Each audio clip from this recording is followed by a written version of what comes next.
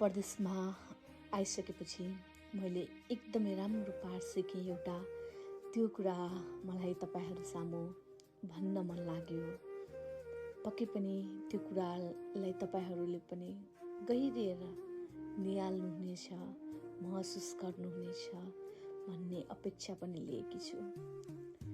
नेपालमा हुर्किँदै गर्दा मैले सानैदेखि सुन्दै आएकी थिएँ, आफ्नो योग्यता अनुसारको काम गर्नुपर्छ, क्षमता अनुसारको काम गर्नुपर्छ।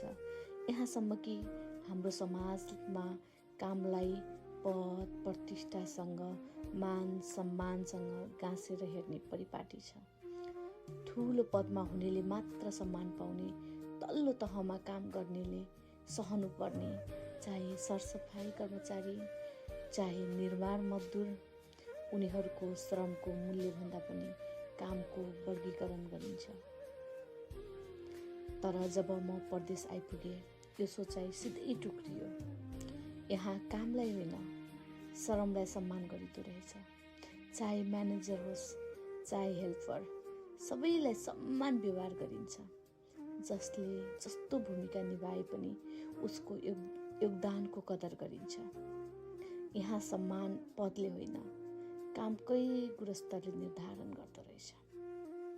एक दिन मैले एउटा क्याफेमा देखी म्यानेजर स्वयं टेबल सफा गर्दै थिए। नेपालमा म्यानेजर भनेको कुर्सीमा बस्ने, आदेश दिने व्यक्ति मात्र हो भन्ने धारणा थियो। तर यहाँ नेतृत्व भनेको सहकार्य रहेछ।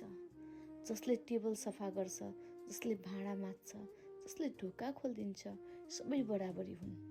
यो दिन मैले महसुस गरेँ, समृद्धि केवल ठुला भवन र चिल्ला सडकले मात्र आउँदैन। यो त सोचाइको उचाइले पनि निर्धारण गर्दो रहेछ। सायद यही कारण हो यस्ता देशहरू जीवनका हरेक क्षेत्रमा अगाडि छन्। यहाँ काम गर्ने मानिसलाई उसले ओगटेको पदले होइन, उसको श्रमले चिनिन्छ।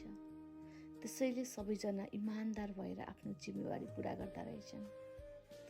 यदि हाम्रो समाजमा पनि सबै कामको सम्मान गरियो भने, यदि पदभन्दा बढी कर्मलाई प्राथमिकता दियो भने, के हाम्रो अस्पतालहरूमा, कार्यालयहरूमा, बजारहरूमा समानताको भावना पलाउने थिएन? के हाम्रो देश पनि उन्नतिको बाटोमा लम्किने थिएन? हो, परदेशले मलाई यति ठुलो पाठ सिकायो। सम्मान श्रमको हो, व्यक्तिको